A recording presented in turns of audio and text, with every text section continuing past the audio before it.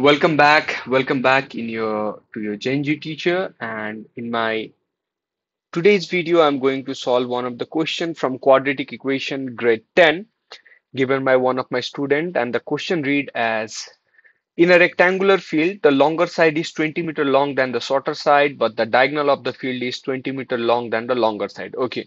यो क्वेसनलाई बुझ्दाखेरि चाहिँ सिधै बुझ्दाखेरि के भनिरहेको छ भने कि लेन्थ चाहिँ ब्रेथ भन्दा चाहिँ 20 मिटर्स लङ छ अनि डायगोनल चाहिँ लेन्थ भन्दा पनि 20 मिटर लङ छ सो यसो एकचोटि डायग्राम हेर्दाखेरि एउटा रेक्ट्याङ्गल यस्तो हुन्छ and when it says about the longer side भनेको छ भनेपछि लेन्थ सो फर्स्ट लाइन के भनेको छ in a rectangle the longer side is 20 metre longer than the shorter side so longer side L भयो सर्टर साइड बी भयो हो so पहिला तपाईँले के गर्नुपर्छ let the longer side be L and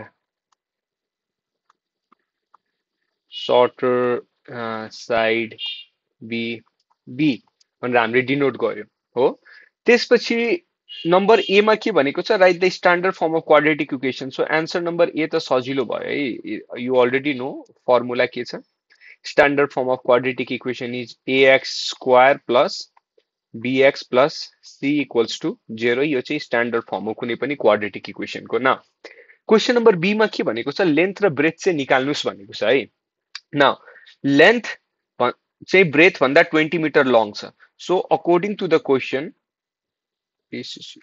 according to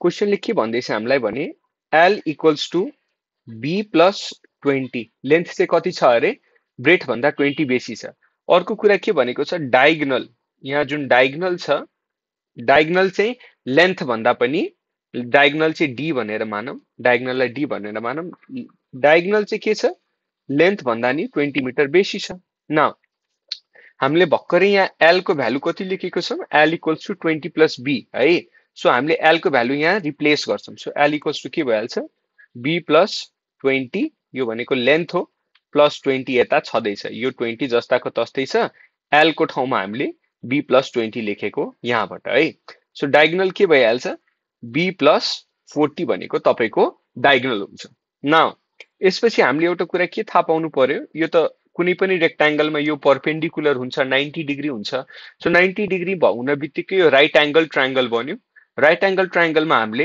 Pythagoras theorem लगाउँछौँ Pythagoras थ्योरमले के भन्छ भने h equals to p square plus b square यहाँ मैले के हाइपोटेनस अभियसली डायगोनल चाहिँ हाम्रो हाइपोटेनस भयो र ब्रेथ र परपेन्डिकुलर जसलाई नि मान्दा हुन्छ it doesn't make much difference so केही भएन सो डायगोनलको ठाउँमा हामीले के लेख्न मिल्छ भने यहाँ चाहिँ हाम्रो डायगोनल भनेको के आएको छ b प्लस 40 हो सो यहाँ के लेख्छौँ b प्लस 40 को होल स्क्वायर इक्वल्स टु ब्रेथलाई जस्ताको तस्तै राखे लेन्थ भनेको कति छ अरे b प्लस 20 छ होल स्क्वायर नाउ यो के को फर्मुलामा खुल्छ a प्लस b को होल स्क्वायर फर्मुलामा डु नट राइट है b स्क्वायर र 40 को स्क्वायर गर्दै होइन यो चाहिँ फर्मुलामा खुल्छ के हुन्छ a स्क्वायर प्लस 2ab गर्दा 2 into 40 is 80 b plus b square 40 square is 1600 हो त्यसपछि b square plus यो पनि a plus b को होल स्क्वायर फर्मुलामा खुलेर a square plus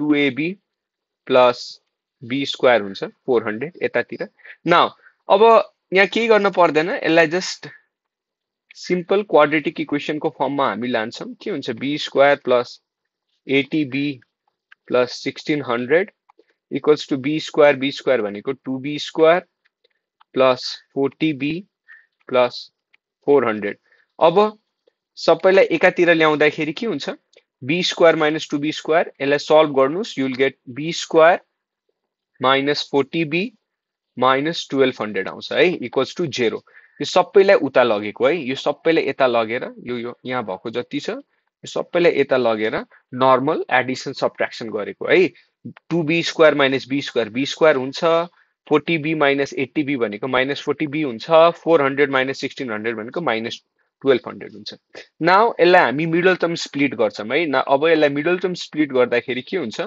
और b square minus 60 minus 20 B minus 1200 equals to 0. Kina 60 minus 20? 60 minus 20 is obviously 40.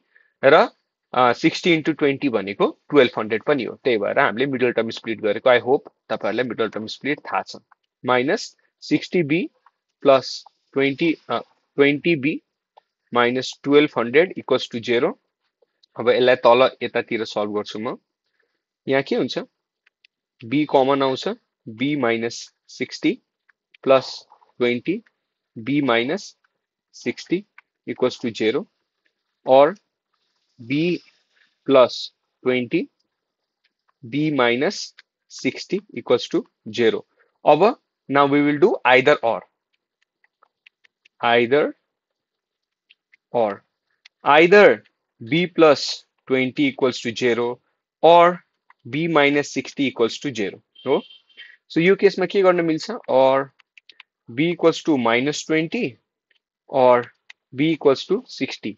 Length कुनै पनि कुराको लेन्थ ब्रेथ यो मेजरमेन्ट नेगेटिभमा आउँदैन, त्यही भएर इम्पोसिबल. कुनै पनि रेक्ट्याङ्गलको लेन्थ minus 20 हुन सक्दैन, त्यही भएर हाम्रो ब्रेथ कति आयो? 60 आयो. ब्रेथ 60 आउन बित्तिकै हामीले लेन्थ पनि निकाल्न सक्छौं. यहाँनिर निकाले मैले. नाउ हामीले अघि नै माथि के लेखेको थियौं कि length equals to b plus 20. So त्यही कुराबाट हामी यहाँ लेन्थ निकाल्छौं. Length equals to b plus 20. हामीले भर्खरै ब्रेथ कति निकालेको छ? 60. So 60 plus 20 equals to 80 meters. Length र ब्रेथ हाम्रो दुईटै आइसक्यो है. So let's check our answers. यहाँनिर छ. It is correct. 80 मिटर र 60 metre. Length 80, breadth 60. Now see नम्बरको क्वेशनले के भन्दैछ भने how many plot of land dimension 12 into 6 can be made out of the field?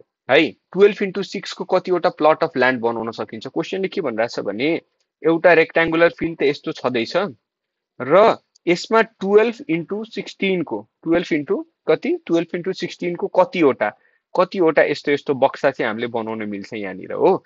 त्यसको लागि के गर्नुपर्छ? यो ठुलो रेक्ट्याङ्गलको एरिया निकाल्ने डिवाइडेड बाई यो सानो प्लटको एरिया हो. सो सबसे अगाडि एरिया अफ रेक्ट्याङ्गल निकाल्नु. एरिया अफ रेक्ट्याङ्गलको फर्मुला के छ? लेन्थ इन्टु ब्रेथ छ. लेन्थ कति आछ? 80. ब्रेथ कति आछ? 60. मल्टिप्लाई 4800 मिटर स्क्वायर, किन एरिया छ. अब एरिया अफ प्लट कतिको एरियाको निकाल्नु पर्ने छ हामीलाई? 12 इन्टु 16 को कति आउँछ? 192 मिटर स्क्वायर. अब at last therefore the number of plot possible के हुन्छ? equals to area of land 4800 divided by area of plot 192, that is कति आउँछ? 25 pieces है. यसको केही पनि युनिट हुँदैन है. 25 वटा यस्तो सानो सानो बक्स कतिवटा? 25 वटा निस्किन्छ यो रेक्ट्याङ्गल फिल्डमा भनेको छ है. So let's take our answer. 25 आउँछ. यस 25 छ. सो या क्वाड्रेटिक इक्वेसनको क्वेशन थियो. सबसे अगाडि हामीले ए नम्बर सल्भ गरेर क्वाड्रेटिक इक्वेसनको मेजर फर्ममा पनि लग्यौं. तपाईले क्वाड्रेटिक इक्वेसनको फर्मुला लगाएर जे गरेर यो इक्वेसन सल्भ गर्न सक्नुहुन्छ. के भनेको थियो? लेन्थ चाहिँ ब्रेथ भन्दा 20 बेसी छ. डायगोनल चाहिँ लेन्थ भन्दा 20 बेसी छ. लेन्थको ठाउँमा हामीले लेन्थको ठाउँमा हामीले b plus 20 लेख्यौं. यहाँनिर b plus 40 भयो. त्यसपछि पाइथागोरस थ्योरम लगायौं. Pythagoras theorem h = p square plus b square. h को ठाउँमा d थियो. d भनेको b plus 40 को whole square equals to b square plus b plus 20 को whole square. And then we open in formula of a square plus 2ab plus b square. Normal mathematical calculation गरेर solve गर्ने अनि either or गरेर length र breadth निकाल्ने. Length र breadth answer correct आएपछि कतिवटा प्लट पोसिबल छ त्यसको लागि एरिया अफ रेक्ट्याङ्गुलर ल्यान्ड पहिला निकाल्ने, एरिया अफ प्लट निकाल्ने, दुईटैलाई डिवाइड गरिदिने. So yeah that's it for this video. यो भिडियोमा मैले क्वाड्रेटिक इक्वेसनको कुरा गरे. If you want personal tuition from me, you can contact me on 9860811505 or 9823458048. Please do not forget to like, subscribe, and share my channel. Help your friends and your loved ones to get better in mathematics and science. Till then, take care. Have a good day. Bye bye from your Genji teacher.